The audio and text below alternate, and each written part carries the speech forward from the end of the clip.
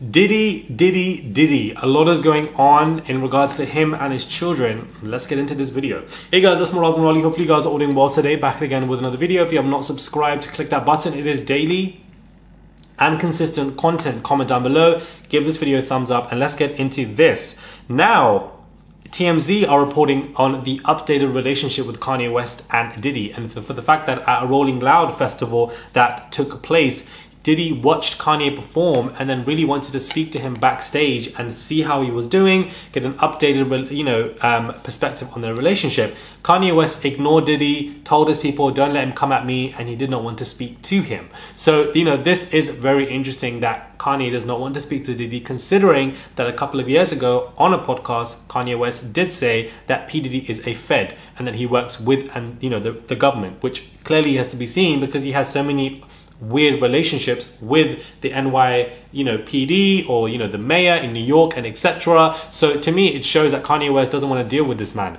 Somebody was expressing how Kanye's name is never mentioned in these court documents, and whilst that may be true, I'm not going to sit here and applaud a fish for swimming. I'm not going to sit here and applaud a grown man for not being accused of trafficking or R-wording or SA. Like I ain't gonna do that. Like we don't need to be doing that. The bar is so damn low. So low. Speaking of the bar being low, we have R. Kelly speaking out from prison. I don't understand. Is this the Twilight Zone? Why is he speaking out? What's going on? I mean, it's crazy, man. I mean, that's why I don't believe none of this shit. I mean, I told him straight up, bro. You can tell me about anybody now. You can tell me on the news the weather is the sky's blue. I'm not gonna believe the shit, no. Because I'm in it now. I know what they did. You've got your own issues to deal with. Unless you're speaking out because you're making room for Diddy in your bedroom, whether he's going to be in the top bunk, you're going to be in the bottom bunk, Diddy might want to bottom, R. Kelly might want to top, we don't know.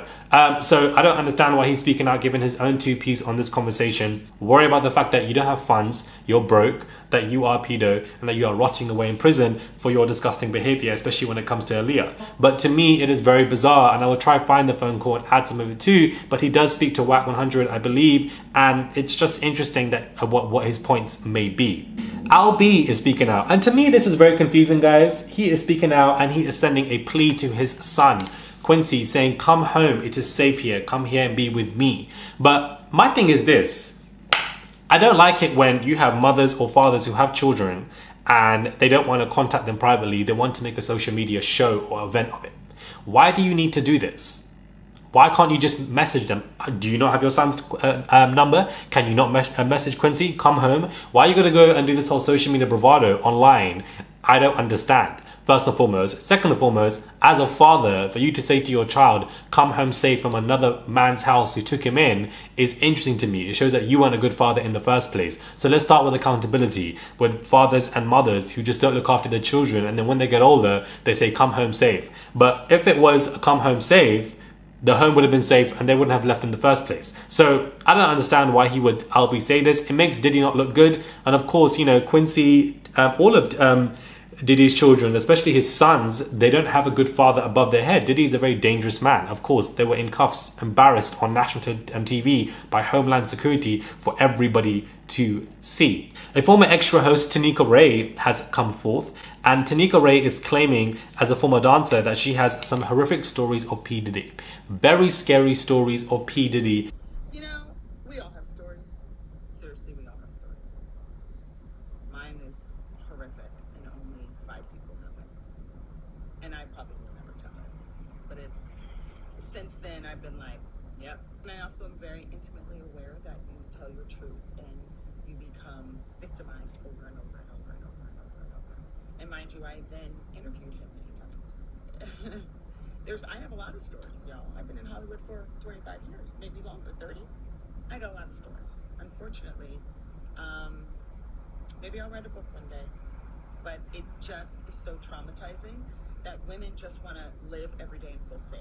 And when we revisit and revisit, we live in a state of victimhood, and nobody wants to live there. So for those of you like, why did you say something then? Because we just want to live.